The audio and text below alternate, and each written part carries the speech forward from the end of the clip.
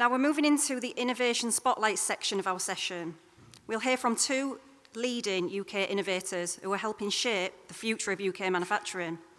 Please join me in welcoming Simon and Sally to the stage. Sally, you may take a seat first. Simon, come and join me. Firstly, let's welcome Simon Johnston, Chief Technical Officer from Manny AI. He will walk us through how Manny AI is streamlining fashion production with AI-powered tools. The stage is all yours. Thank you. So, as mentioned, I'm Simon. I'm the CTO of Manny AI. And the problem we're really trying to tackle in this industry is around overproduction. So generally, brands are doing mass manufacturing. They're forecasting months and months in advance, trying to work out what is going to sell well. And that works well for some products, such as white t-shirts. But if we're talking about fashion items, they quite often get that wrong. And they're producing 2 to 3 times the amount of product that they actually sell at full price. So what we're doing is we're helping brands switch to responsive, agile supply chains. So we're saying, instead of working in 4 seasons, you can work in a weekly way. So you produce 25 options of 300 units. Measure actual demand from the market. Say you're producing thick woolly coats. Is it a warm winter? You can't forecast that, 18 months in advance. We're saying, see how much you're actually selling, and then the next week, try a few more options, resupply what you are selling, and actually match your production to what the market wants. And we're finding with the brands we work with, they're getting far higher full price sell-through, more profits, and producing less. So it's got this great sustainability angle of them having leaner supply chain, leaner inventory, but actually able to make more profits because they're selling more at full price. So how do we do this? It makes sense, nice and easy to do on paper, but the reality is switching a supply chain to work in this way is incredibly difficult.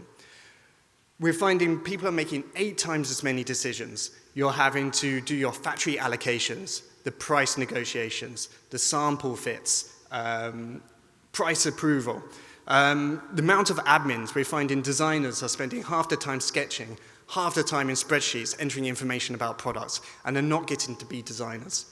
And also there's disjointed communications. Unless you're working in a unified way when you're working at such a high velocity, working on so many small styles at only 300 units, it leads to a lot of problems in the supply chain.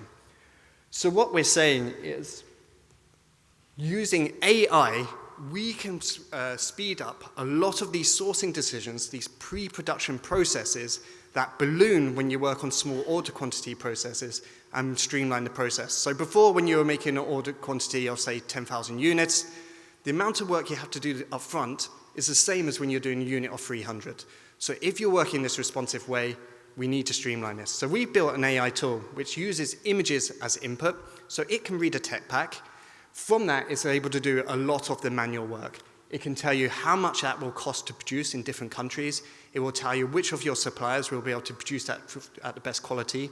We enhance the tech pack with brand standards, so we can start just from a sketch and then lay on all the brand's measurements and quality standards onto that tech pack automatically. And our data sets we're using to do this, we've built a database of 11,000 different garment elements. So we have details around how to make various different pockets, different cuffs. We know the timings for each one, the step by step. And from the image, we're able to piece that together and fully understand what the garment is.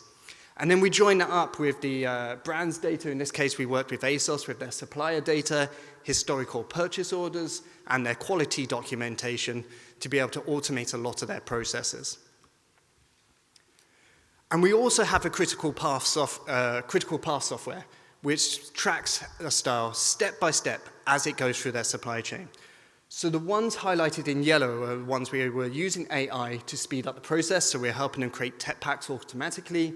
We were allocating the factories for them, working out which ones would be most efficient to work on a particular product and looking at their capacity. During the design phase, we were able to tell them what the price is going to be. Are they going to meet their target price? Are they designing in line with what they need? And a lot of paperwork we're automating around purchase orders and filling out the dreaded PLM.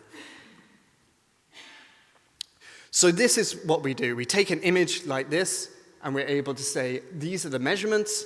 We actually, for ASOS, we integrated their tier 2 suppliers so they could see live fabric levels and able to work out what they could produce today A big part of responsive supply chain is making sure you have the raw materials in place so you're able to produce.